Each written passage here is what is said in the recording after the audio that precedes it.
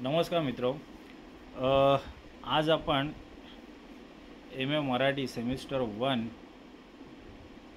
या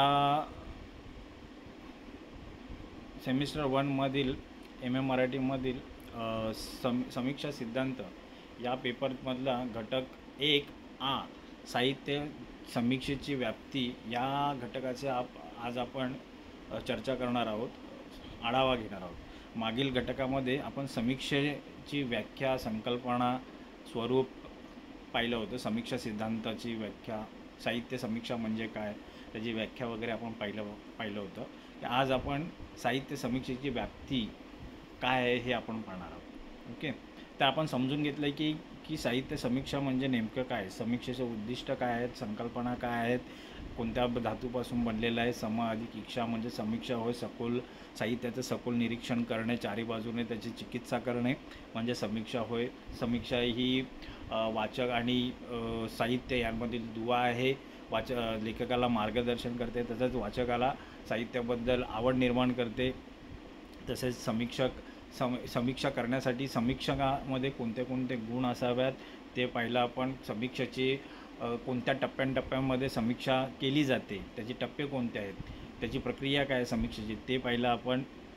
एखादा समीक्षक असेल, समीक्षकामध्ये कोणते गुण असावेत, कोणते गुण नसावेत याची आपण चर्चा केली मागील घटकामध्ये. ह्या घटकामध्ये आपण साहित्य समीक्षेची व्याप्ती पाहणार आहोत. घटक 1A, उपघटक A आहे साहित्य समीक्षेची व्याप्ती. डायरेक्ट इथे दीर्घ प्रश्न उत्तर आहेत. तर ह्या घटकामध्ये काय आहेत की प्रस्तावना, साहित्य कृतीनिष्ठ समीक्षा, साहित्य प्रकारनिष्ठ समीक्षा, वाङ्मय इतिहास आणि समीक्षा, समारोप. पुढे आहे समारोप. हा लहानसाच हे दिसतोय, तर आपण पटकन येऊन घेऊ की याची प्रस्तावना काय आहे की साहित्याच्या प्रकारात जशी वैविध्यता असते तसे समीक्षेतही साहित्यामध्ये जशी वैविध्यता असते तसेच समीक्षेतही वैविध्यता असते. साहित्याची व्याप्ती जशी जास्त तसंच समीक्षेची विस्तारही वाढत जातो. समीक्षा ही साहित्यावरती अवलंबून असते. साहित्य असेल तरच समीक्षा असू शकते, साहित्य नसेल तर समीक्षा नसणार.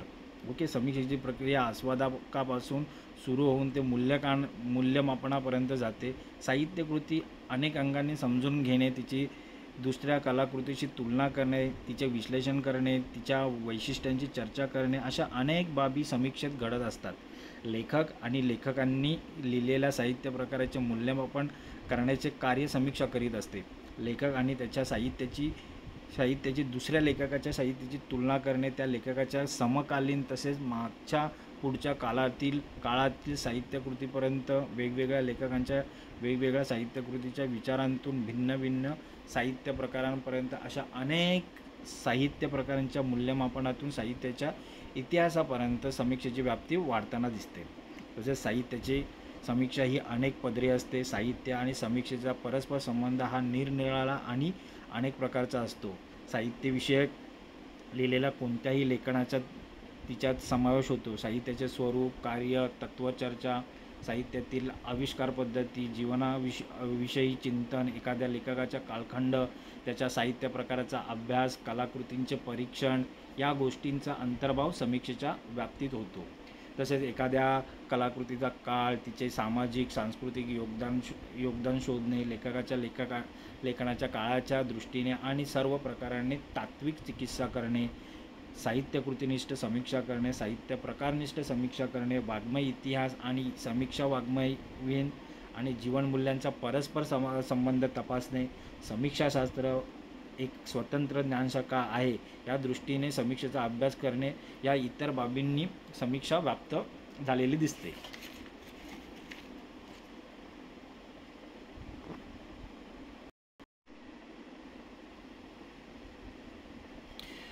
ओके, पुढे साहित्यकृतीनिष्ठ समीक्षा. आता साहित्यकृतीनिष्ठ समीक्षा कशी केली जाते त्याचा इथे संदर्भ दिलेला आहे. साहित्यकृतीनिष्ठ समीक्षा करणे म्हणजे त्या कलाकृतीची जडणघडण कशी झाली या दृष्टीने कलाकृतीतील सौंदर्यांचा शोध घेणे होय.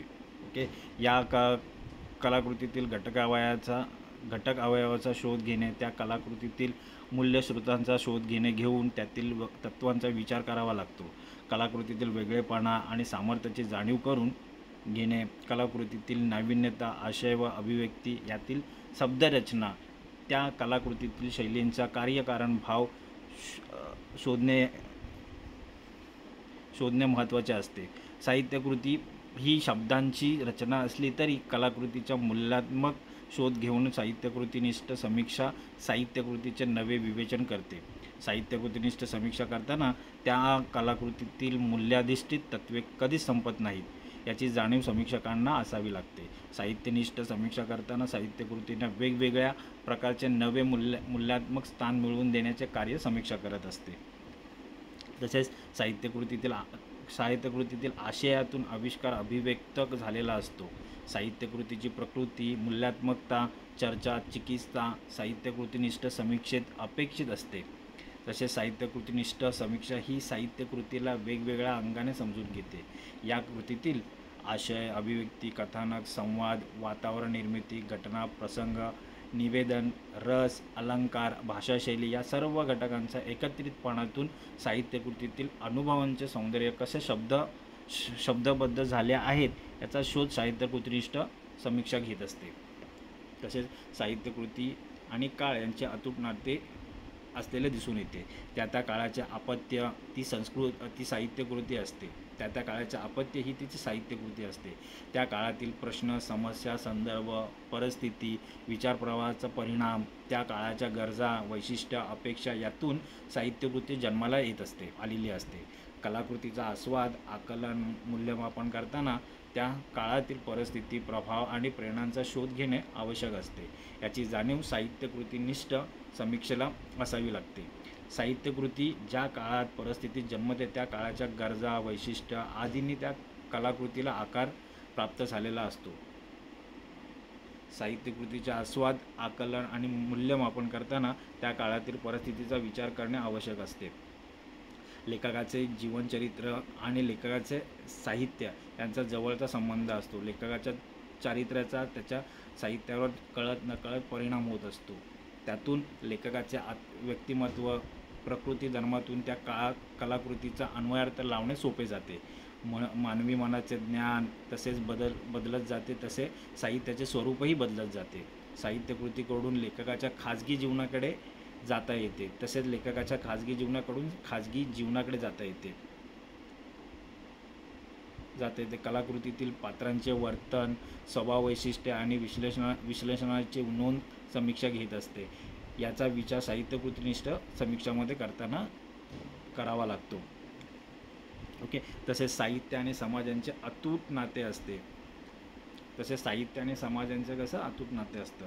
हे नाते बहुअंगी आणि व्यामिश्र स्वरूपाचे असते. हे नातं कसं असतं तर हे बहुअंगी आणि व्यामिश्र स्वरूपाचे असते.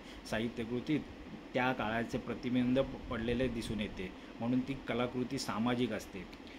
त्या साहित्यकृतीत त्या काळाचे प्रतिबिंब पडलेले आपल्याला दिसून येते, तसेच म्हणून ती कलाकृती ही सामाजिक झालेली दिसते. साहित्यकृतीचे आकलन, आस्वाद आणि मूल्यमापन हे समाजातच होत असते.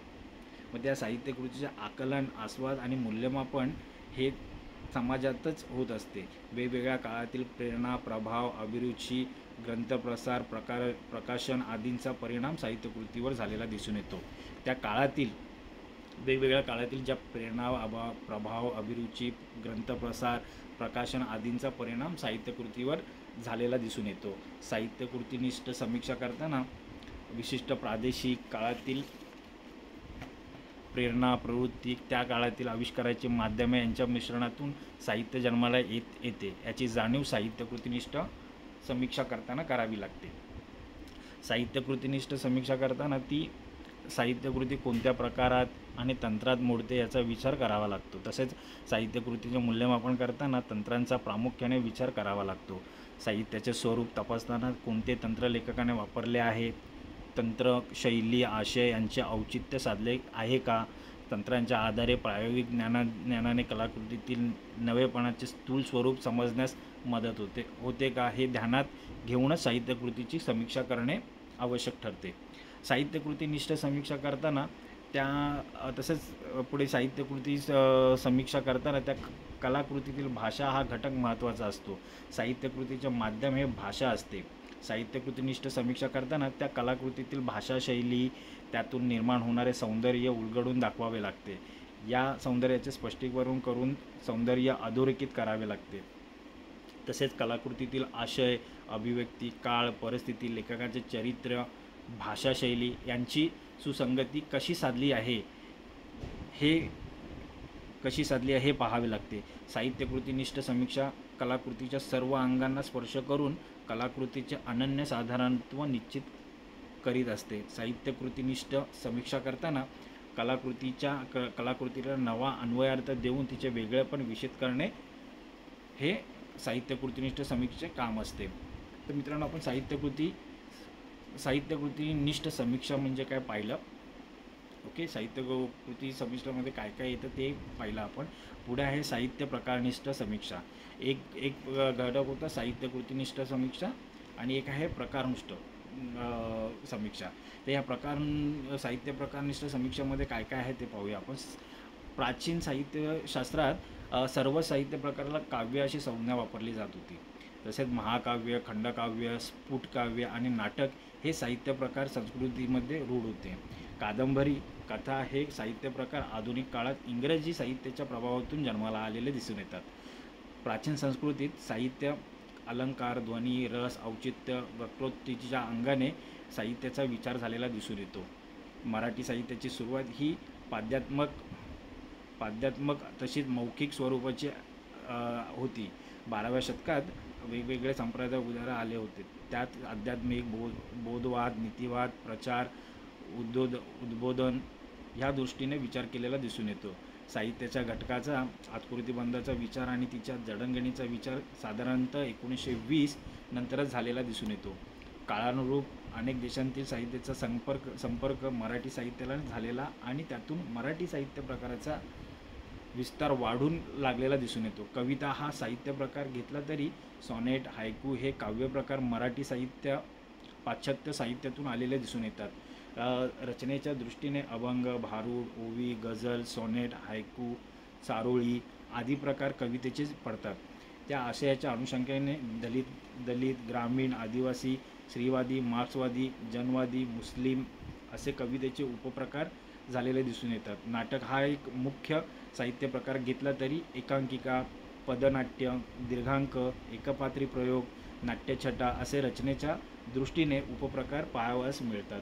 तर आशयाच्या दृष्टीने सुखात्मिका, शोकात्मिका, पौराणिक, ऐतिहासिक, राजकीय, राजकारणीय, सामाजिक, समस्याप्रधान, ग्रामीण, दलित, स्त्रीवादी, आदिवासी हे असे प्रकार पडलेले दिसून येतात. नाटकाचे संहितानिष्ठ घटक त्यात कथानक, संवाद, पात्रे, संघर्ष, घटनाप्रसंग, भाषा हे महत्त्वाचे घटक असतात. तर प्रायोगनिष्ठ घटकात रंगभूमी, प्रकाशयोजना, नेपथ्य, वेशभूषा, केशभूषा असे घटक असतात. साहित्य प्रकारनिष्ठ समीक्षा करताना प्रत्येक साहित्य प्रकाराचे रचनातंत्र वेगळे असते याची जाणीव समीक्षकाला असणं फार गरजेचं असतं. आकृतिबंध, रचनातंत्र, आशय, शैली, भाषेचा विचार करून साहित्य प्रकारनिष्ठ समीक्षा करावी लागते. प्रत्येक साहित्य प्रकाराचे स्वरूप वेगळे असते. प्रत्येक साहित्य प्रकारातील अनुभवाचे आविष्कार वेगळे असतात. तसेच साहित्य प्रकारातील साम्यभेद, वेगळेपण विशद करण्यासाठी तसेच त्यातील सौंदर्य उलगडून दाखवण्यासाठी साहित्य प्रकारनिष्ठ समीक्षा अधिक महत्त्वाची ठरते. लेखकांना अनुभव मांडण्यासाठी कथेत मर्यादा येतात. कथेत लेखकाचा एक अनुभवार्थ असतो. कथेत प्रसंग असतात. कमीत कमी पात्रातून आपल्याला अनुभव लेखक परिणामकारक सांगत असतो. कादंबरीमध्ये लेखकाला आपला अनुभव विस्तृतपणे मांडण्यासाठी भरपूर वाव मिळतो. तसेच पात्रांचा विकास घडवून आणण्यासही लेखकाला भरपूर वाव असते कादंबरीमध्ये. यापेक्षा महाकाव्यात मानवी जीवन विस्तृतपणे चित्रित करण्यात भरपूर वाव असते. लेखकाला भरपूर वाव मिळतो. अनेक घटकांना प्रसंग, अनेक पात्रे यातून महाकाव्याची निर्मिती झालेली दिसते. याची जाणीव साहित्य प्रकारनिष्ठ समीक्षा करताना समीक्षाला असणे आवश्यक असते. काव्यात्मकता ही फक्त असते असे नाही, तर कथा, कादंबरी, नाटकातही असते. लयबद्धता, अल्पाक्षरत्व हे कवितेचे विशेष असतात. कविता ही प्रतिमेतून साकारलेली असते. सौंदर्य प्राप्ती हे साहित्याचे उद्दिष्ट असले तरी प्रत्येक साहित्य प्रकाराचे स्वरूप, प्रकृती, धर्म वेगळा असतो. याची व्यवस्थित जाणीव असल्याशिवाय साहित्य प्रकारांची समीक्षा करता येत नाही. प्रत्येक साहित्याचे वेगळेपण आणि साम्य लक्षात घेऊन साहित्य प्रकारनिष्ठ समीक्षा करावी लागते. पुढे आहे वाङ्मय इतिहास आणि समीक्षा.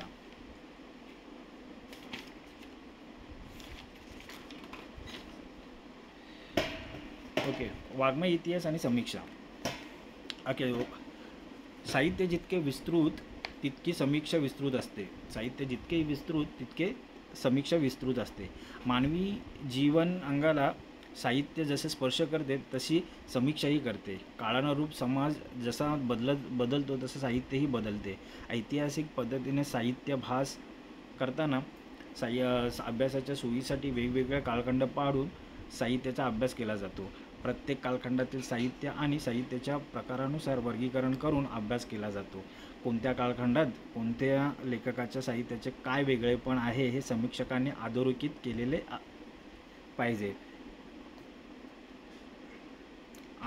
पाहिजे. संत, पंत, तंत यात अडकलेल्या मराठी कवितेला सामाजिकतेचा चेहरा केशवसुतांनी दिला. मानवतावादी, उदारमतवादी विचार कवितेत मांडून कवितेचा आशय अभिव्यक्तीत बदल घडवून आणला. यामुळे त्यांना आधुनिक मराठी कवितेचा जनक असे म्हटले जाते. मराठी कादंबरीच्या क्षेत्रात ना. सी. फडकेंनी रंजनप्रधान कादंबऱ्या लिहिल्या.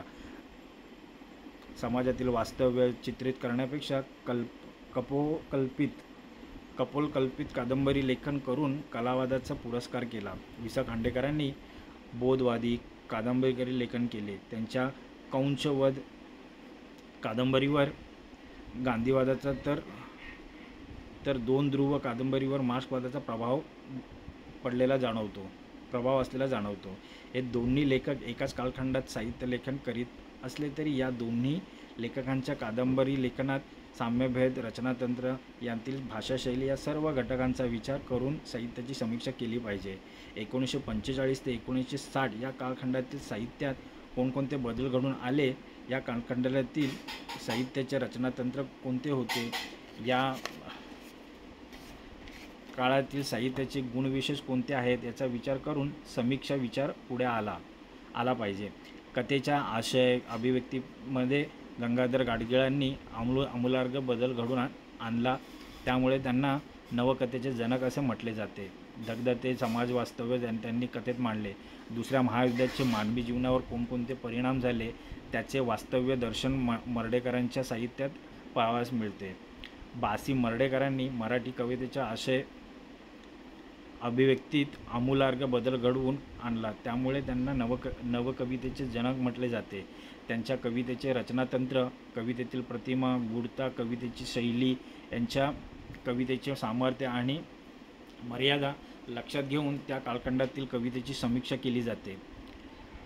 तसेच मराठी कविता ही छंदात लिहिली जात होती, परंतु कवी अनिलांनी छंद परंपरेतील कवितेला नाकारून मुक्त छंदामध्ये कविता लिहिल्या. कवितेतील अलंकार, वृत्ताला महत्त्व न देता त्यांनी मानवी भावना व्यक्त करण्याला अधिक महत्त्व दिले. म्हणून त्यांना मुक्त छंदाचे प्रणेते असे म्हटले जाते. कालखंडानुसार साहित्याची समीक्षा करताना त्या बाबींचा विचार समीक्षाला करावा लागतो. शरदचंद्र मुक्तिबोधांचे साहित्य हे मार्क्सवादी विचारांच्या प्रभावातून लिहिलेले आहे, तर कवी ग्रेस यांची कविता ही क्लिष्ट गूढ स्वरूपाची आहे. वाङ्मय इतिहास आणि समीक्षा यांचे अतूट असे नाते असते. साहित्याची समीक्षा कालखंडानुसार जशी केली जाते तशी वाङ्मय प्रवाहानुसारही केली जाते. दलित, ग्रामीण, स्त्रीवादी, आदिवासी हे 60 मराठी साहित्य प्रवाहाचे साहित्य असून यात प्रवाहातील साहित्य प्रकाराचे साम्यभेद, वेगळेपणाचा, त्यातील जीवन जाणीवांचा विचार करून साहित्याची समीक्षा करावी लागते. याची जाणीव प्रवाहनिष्ठ समीक्षेला असावी लागते. दलित साहित्य हे डॉक्टर बाबासाहेब आंबेडकरांच्या प्रेरणेतून जन्माला आले आहे. वेदना, विद्रोह, नकार हे दलित साहित्याचे सूत्र आहे. अस्पृश्यतेविषयीची चीड, दारिद्र्य, भूक, व्यवस्थेने केलेले अन्याय, अत्याचार याविषयी दलित साहित्य विद्रोह करते. समाजात समता, स्वातंत्र्य, बंधुत्व, सामाजिक न्याय निर्माण करण्यासाठी प्रयत्न करते. जातीचे उत्तरंड नेस्तनाबूत करून मानवतावादी समाज निर्माण करण्यासाठी प्रयत्न करते. ग्रामीण साहित्य लेखनाची परंपरा मध्ययुगीन काळात सावतामाळी यांच्यापासून ते संत तुकाराम महाराज, महात्मा ज्योतिबा फुले यांच्या साहित्यातही ग्रामीण साहित्याच्या खाणाखुणा पाहावयास मिळतात. ग्रामीण आणि शहरी यांच्यातील भेद नाहीसा होऊन समाजात समता, स्वातंत्र्य, बंधुभाव नांदला पाहिजे. सततचा दुष्काळ, त्यामुळे मेटाकुटीला आलेला शेतकरी, पाण्याची समस्या, चाऱ्याची समस्या, शासनाच्या अक्षम्य दुर्लक्षामुळे शेतकऱ्यांची कशी वाताहत होते याचे वास्तव दर्शन ग्रामीण साहित्यात घडते. ग्रामीण साहित्याची निर्मिती, प्रेरणा, प्रकृती, रचनातंत्र, स्वरूप, विशेष समस्या वेगळेपणा लक्षात घेऊन प्रवाहनिष्ठ समीक्षा केली जाते. शेतकऱ्यांचे भांडवलदाराकडून होणारे शोषण थांबले पाहिजे. ग्रामीण आणि शहरी भेद नाहीसा झाला पाहिजे ही अपेक्षा ग्रामीण साहित्याची असलेली दिसून येते. साठोत्तर वाङ्मयीन प्रवाहातील स्त्रीवादी साहित्याची प्रेरणा, प्रभाव, आविष्काराची पद्धत, प्रकृती, आशय यांच्या साहित्यातील समस्या, प्रश्न, स्त्री पुरुष यांच्यातील भेद नाहीसा करून स्त्री ही माणूस आहे, तिला माणूस म्हणून सन्मान, प्रतिष्ठा मिळाली पाहिजे अशी स्त्रीवादी साहित्याची भूमिका, प्रयोजन लक्षात घ्यावे लागते. पुरुषसत्ताक व्यवस्था नष्ट करून स्त्री पुरुषातील लिंगभेदास्थित व्यवस्था नष्ट करून स्त्रीला सन्मान मिळाला पाहिजे.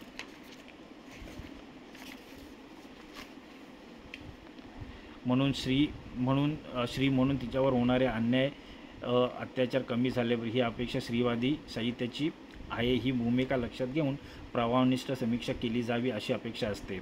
आदिवासी साहित्य प्रवाह मराठीतील महत्त्वाचा साहित्य प्रकार आहे. आदिवासी लोकांची परंपरा, लोकसंस्कृती, लोकजीवन, बोलीभाषा, आदिवासी साहित्याची प्रेरणा, प्रकृती, रचनातंत्र, स्वरूप, विशेष त्यातील समाज, निसर्ग जाणीवा, दुःख, दारिद्र्य, उपासमार, भूक, निवारा आदी समस्यांचे चित्रण आदिवासी साहित्यात येते. प्रत्येक साहित्य प्रवाहातील सामाजिक, सांस्कृतिक जीवन वेगवेगळे असते.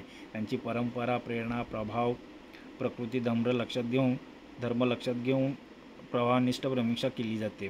समीक्षेची व्याप्ती मोठी असून साहित्याचे सर्व अंगे, साहित्याचे प्रकार, सर्व साहित्य प्रवाह, सर्व साहित्यांचा कालखंड तसेच साहित्यातील कलामूल्य, जीवनमूल्य ह्या समीक्षेच्या व्याप्तीत समाविष्ट असतात. मूल्य या शब्दाचा अर्थ किंमत आणि दर्जा असा होतो. साहित्याचा दर्जा साहित्यातील मूल्यांवरून ठरतो. मूल्य साहित्यात नसतील तर साहित्य नीरस होते. साहित्याची मूल्ये अचल असतात. शाश्वत मूल्य ही चिरंतन असतात. सत्य, शिव, सुंदर ही मूल्ये शाश्वत असतात. ती काळासापेक्ष असतात. साहित्याची मूल्यमापन करताना आस्वाद, आकलन, मूल्यमापन या पायऱ्या असतात. साहित्याचे मूल्यमापन करताना कोणते निकष लावले जातात? साहित्यात जी मूल्ये असतात त्यास कलामूल्य आणि जीवनमूल्य असे म्हटले जाते. साहित्यात जी मूल्ये असतात त्यास कलामूल्य आणि जीवनमूल्य असे म्हटले जाते. कलामूल्य ही जीवनमूल्ये हे परस्पर पूरक असतात. ध्वनी, रीती, अलंकार, औचित्य, रस, वक्तृत्व, सेंद्रियत्व ही कलामूल्य असून समता, स्वातंत्र्य, बंधुत्व आणि सामाजिक न्याय, सामाजिक बांधिलकी, समाजनिष्ठा, करुणा, प्रेम, परोपकार, राष्ट्रनिष्ठा आदी मूल्य जीवनमूल्य साहित्यात आविष्कृत झालेले असतात. या मूल्यांच्या आधारे साहित्याचे मूल्यमापन करणे म्हणजे समीक्षा असते. या मूल्यांवरून साहित्याची मूल्यात्मकता ठरवली जाते. साहित्याची समीक्षा दोन्ही प्रकारच्या मूल्यांच्या आधारे करणे समीक्षेची व्याप्ती सांगणे होय. समीक्षा एक स्वतंत्र ज्ञानशाखा आहे. समीक्षा ही निरंतर चालणारी प्रक्रिया असून समीक्षेचे कार्य हे साहित्यलक्ष्य असते. समीक्षेचे स्वरूप, व्याप्ती, प्रकार, पद्धती, दृष्टिकोन, उद्दिष्टे वेगळे असतात. सौंदर्य देणे, आनंद देणे साहित्याचे उद्दिष्ट असते, तर सौंदर्याला शोध घेणे, साहित्यातील सौंदर्य उलगडून दाखवणे हे समीक्षेचे कार्य असते. समीक्षा ही एक नवनिर्मिती असते. समीक्षा ही साहित्यातील सत्याचा शोध घेते. कलाकृतीच्या मुळाशी समीक्षा जाते. साहित्याचा अन्वर्थ लावते. तसेच साहित्य ही संशोधनाचे कार्य करते. कला आणि जीवनमूल्यांच्या आधारे साहित्याचे मूल्यमापन करण्याचे काम समीक्षा करते. तर मित्रांनो, आज आपण समीक्षेची व्याप्ती हा घटक आपण अभ्यासलेला आहे. आता त्या घटकातील काही समारोप हा शेवटचा निष्कर्ष काय आहे ते पाहूया. कन्क्लुजन. समीक्षा ही निरंतर चालणारी प्रक्रिया आहे, म्हणून वाला कुलकर्णी यांनी टीका हा कधी न संपणारा शोध आहे असे म्हटले आहे. समीक्षकाचा साहित्य आणि कलावंतांवर सतत अंकुश असतो. साहित्य क्षेत्रात नवीन काय आलेले आहे याची चाहूल समीक्षकाला असते. समीक्षक हा साहित्याच्या अभिरुचीचे वातावरण निर्माण करीत असतो. समीक्षक मूल्यतत्त्वांची खबरदारी घेण्याचे कार्य करतो. तसेच साहित्य समीक्षेचे नाते अधिक दृढ करण्याचे कार्य समीक्षक करतो. समीक्षक साहित्य क्षेत्रातील वातावरण निर्मळ, स्वच्छ ठेवण्याचा प्रयत्न करतो. साहित्यविषयक जाणीवा अधिक समृद्ध आणि सुस्पष्ट करण्यासाठी, तसेच आस्वादाची जाणीव अधिक स्पष्ट आणि नेमकी करण्यात समीक्षकाची भूमिका महत्त्वाची असते.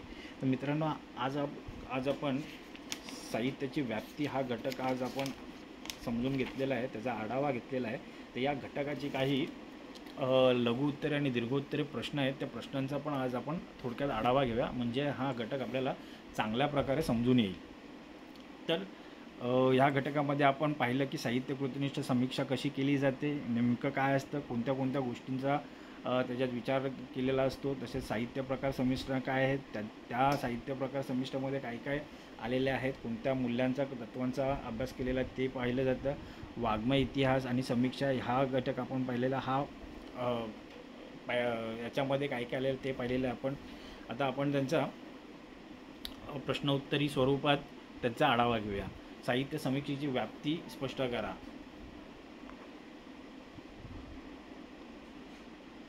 साहित्य समीक्षेची व्याप्ती स्पष्ट करा. साहित्य समीक्षेची व्याप्ती म्हणजे तिचा विस्तार व मर्यादा. समीक्षा ही केवळ साहित्यकृतीचा अभिप्राय नसून ती कलाकृतीच्या सर्व अंगांनी विवेचन करते. ती कवितेपासून कादंबरीपर्यंत, आत्मचरित्रापासून प्रवासवर्णनापर्यंत सर्व वाङ्मय प्रकारांना स्पर्श करते. समीक्षा समाज, संस्कृती, इतिहास, मानसशास्त्र, तत्त्वज्ञान यांचा विचार करून साहित्यातील मूल्य शोधते. म्हणूनच समीक्षा हे साहित्यशास्त्राचेच नव्हे तर जीवनशास्त्राचेही अंग आहे. त्याची व्याप्ती फक्त साहित्यशास्त्रातच नव्हे तर जीवनशास्त्रामध्ये पण आहे. समीक्षेची व्याप्ती फक्त साहित्याचा अभिप्राय हे नसून, समीक्षा करण्यात नसून, तर जीवनशास्त्राचंही अंग म्हणून कार्य करते. साहित्यकृतीनिष्ठ समीक्षेचे स्वरूप आणि वैशिष्ट्य स्पष्ट करा. प्रश्न 2. साहित्यकृतीनिष्ठ समीक्षेचे स्वरूप आणि वैशिष्ट्य स्पष्ट करा. साहित्यकृतीनिष्ठ समीक्षा ही मूळ कृतीला केंद्रस्थानी ठेवून, साहित्यकृती काय करते, साहित्यकृती समीक्षामध्ये काही कृती आहे, ते साहित्य आहे, त्याला केंद्रस्थानी ठेवून समीक्षा केली जाते. समीक्षक लेखक, समाज किंवा काळ यांच्यापेक्षा कृतीच्या कलात्मकतेवर भर देतो. म्हणजे साधारणतः समीक्षा करताना आपल्याला चहू बाजूंनी विचार केला जातो, त्या कृतीचाही विचार केला जातो आणि ती कृती कोणत्या काळखंडात लिहिलेली आहे, समाजात लिहिलेली आहे, कोणत्या विचारधारणेचा प्रभाव आहे, या गोष्टींचा पण विचार केला जातो. पण साहित्यकृतीमध्ये इतर घटकांचा विचार केला जात नाही, फक्त त्या साहित्यकृतीचाच विचार, त्या कृतीमध्ये काय आशय आलेला आहे, काय कोणत्या गोष्टींचा, कोणत्या आशयाच्या कोणत्या घटकावरती ते कृती लिहिलेली आहे त्याचा विचार केला जातो. त्याच्यात कोणता गूढार्थ आहे तो समजून घेण्याचा प्रयत्न केला जातो. यात प्रतीक, प्रतिमा, शैली, रचना, भाषाशैली यांचा अभ्यास केला जातो.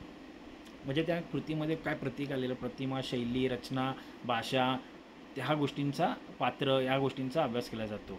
उदाहरणार्थ कुसुमाग्रज यांच्या विश्वास कवितेतील प्रतिमा, वैभव, शैली आणि भावार्थाचा अभ्यास हा साहित्यकृतीनिष्ठ दृष्टिकोन आहे.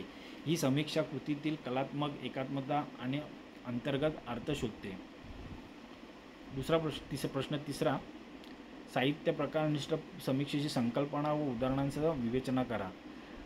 प्रत्येक वाङ्मय प्रकाराचे स्वतंत्र वैशिष्ट्य असते, त्यावर आधारित समीक्षा म्हणजे प्रकारनिष्ठ समीक्षा होय. कवितेची समीक्षा करताना तिचे लय, अलंकार, भावनिकता लक्षात घेतली जाते. तर कादंबरीसाठी कथानक, पात्र, संवाद महत्त्वाचे ठरतात. ओके. तर उदाहरणार्थ विसा खांडेकर यांच्या ययाती कादंबरीचा कथानक व तात्विक आशय अभ्यासणं म्हणजे प्रकारनिष्ठ समीक्षा होय. ही पद्धती साहित्यातील विविध प्रकारांचे स्वरूप व रचना, उद्दिष्ट स्पष्ट करते. प्रकारनिष्ठ समीक्षेमध्ये काय गेलं की कोणत्या प्रकारचं आहे, कोणत्या प्रकारामध्ये ती साहित्य मोडते त्या प्रकाराचा इथे अभ्यास केला जातो, समीक्षा केली जाते. वाङ्मय इतिहास आणि समीक्षा यांचा परस्पर संबंध स्पष्ट करा. वाङ्मय इतिहास साहित्यातील कला, कालक्रम, प्रवृत्ती आणि शैली दर्शवतो, तर समीक्षा त्या कृतींचे मूल्य ठरवते. वाङ्मय इतिहासात साहित्यातील कालक्रम कसा तो त्याच्यामध्ये कालक्रम समजावला जातं, प्रवृत्ती आणि शैली दर्शवली जाते, आणि तर समीक्षा त्या कृतींचे मूल्य ठरवते. इतिहासकार कृतींचा नोंदकर्ता असतो, समीक्षक त्या मूल्य निर्धारक असतो, त्यांचा मूल्य निर्धारक. उदाहरणार्थ भा. तांबे, कुसुमाग्रज, गदिमानो यांच्या कवितांचा इतिहास सांगताना त्यांच्या कवितेतील भावात्मक मूल्यांचे विश्लेषण करणे हे समीक्षेचे कार्य आहे. म्हणून इतिहास आणि समीक्षा हे परस्पर पूरक आहेत. आधुनिक काळातील प्रश्न 5. आधुनिक काळातील साहित्य समीक्षेच्या व्याप्तीतील बदल स्पष्ट करा. आधुनिक काळात समीक्षा केवळ साहित्यापुरती मर्यादित नाही, ती चित्रपट, माध्यम, समाज माध्यमे, जाहिरात, भाषणकला, लोकसंस्कृती अशा अनेक क्षेत्रांतही लागू झालेली आहे. फ्राईड, मार्क्स, स्त्रीवादी, दलित, अस्तित्ववादी, उत्तर आधुनिक अशा विविध समीक्षा प्रवाहांमुळे तिची व्याप्ती प्रचंड वाढलेली आहे. आज समीक्षा समाज परिवर्तनाचे साधन ठरते. तर पुढे काही लघु उत्तरी प्रश्न आहेत, त्यांचा आढावा घेऊया. साहित्यकृतीनिष्ठ समीक्षा म्हणजे काय? कृतीला केंद्रस्थानी ठेवून तिच्या कलात्मक व भावनिक मूल्यांचा अभ्यास करणारी समीक्षा म्हणजे साहित्यकृतीनिष्ठ समीक्षा होय. साहित्य प्रकारनिष्ठ समीक्षा कोणत्या आधारावर केली जाते?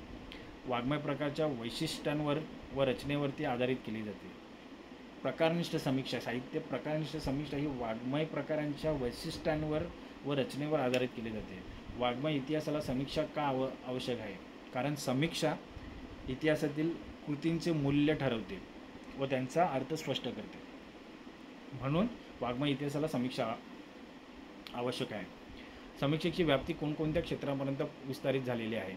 कविता, कादंबरी, नाटक, लोकसाहित्य, चित्रपट, समाजमाध्यम इत्यादींपर्यंत समीक्षेची व्याप्ती या क्षेत्रांपर्यंत विस्तारलेली आहे. समीक्षा 5वा प्रश्न. समीक्षा समाज आणि संस्कृती कशी जोडली जाते? ती समाजातील मूल्य, संस्कृती, विचारप्रवाह प्रतिबिंबित करते आणि त्यांचे विश्लेषण करते. समीक्षा ही समाजातील मूल्य, संस्कृती, विचारप्रवाह प्रतिबिंबित करते आणि त्यांचे विश्लेषण करते.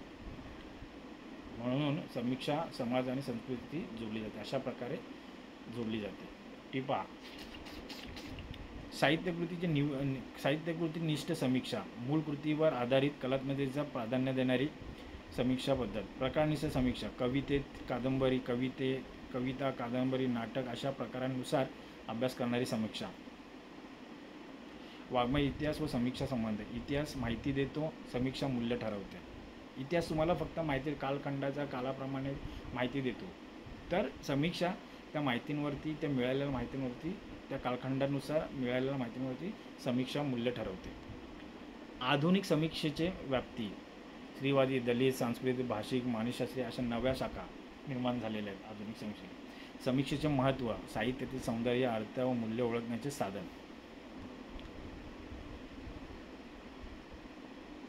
ओके, काही वस्तुनिष्ठ प्रश्न आहेत, पर्याय, बहुपर्यायी, तेही आपण त्यांचा आढावा घ्या.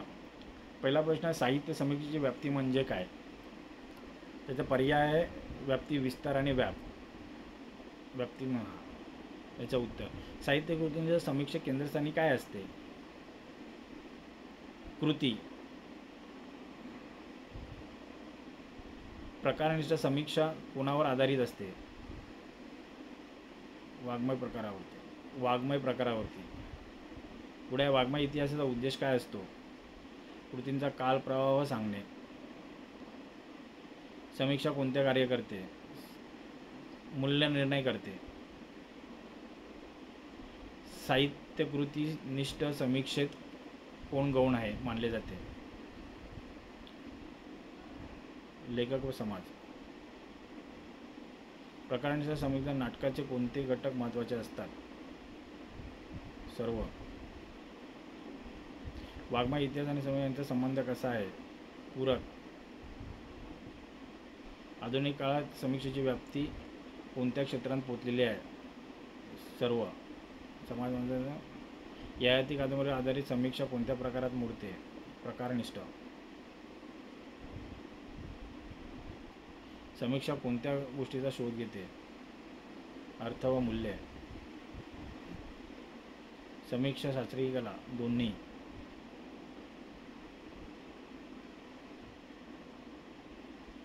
समीक्षा वाचण्यासाठी काय असते? दीपस्तंभ. कृतिनिष्ठ समीक्षक कोणते घटक मोजले जातात? प्रतिमा, शैली, रचना. साहित्य प्रकार समीक्षक कादंबरीत काय पाहिले जाते? पात्र, कथा, शैली. इतिहासाचे मुख्य कार्य काय? वाङ्मय इतिहासाचे. कृतींची मांडणी. आधुनिक समीक्षा कोणकोणत्या प्रवाहांनी प्रभावित होते? सर्व. मार्क्सवादी, स्त्रीवादी, अस्तित्ववादी. समीक्षेचे अंतिम उद्देश काय? मूल्यनिर्णय करणे.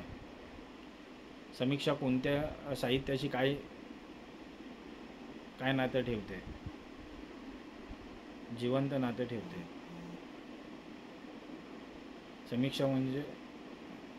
समीक्षा म्हणजे साहित्यासाठी आरसा. याचा अर्थ काय? साहित्याचे प्रतिबिंब दाखवणे. तर समारोप. साहित्य समीक्षेची व्याप्ती ही जितकी विस्तृत आहे तितकीच बहुआयामी आहे. ती साहित्य कृतीपासून ते समाजपर्यंत, वैचारिकतेपासून ते सौंदर्यापर्यंत सर्व क्षेत्रांना स्पर्श करते. समीक्षा हेच साहित्य जगातील चिंतनाचे व मूल्यनिर्णयांचे हृदय आहे. मित्रांनो, आपण साहित्य समीक्षेची व्याप्ती या घटकाचा आज आपण सविस्तर आढावा घेतलेला आहे. त्याच्या प्रश्नांची उत्तरे पाहिलेली आहेत आणि हा घटक आशा करतो की तुम्हाला हा घटक चांगल्या प्रकारे समजला असेल. तर आज आपण इथेच थांबूया. पुढच्या घटकाचा आज विचार करूया. धन्यवाद.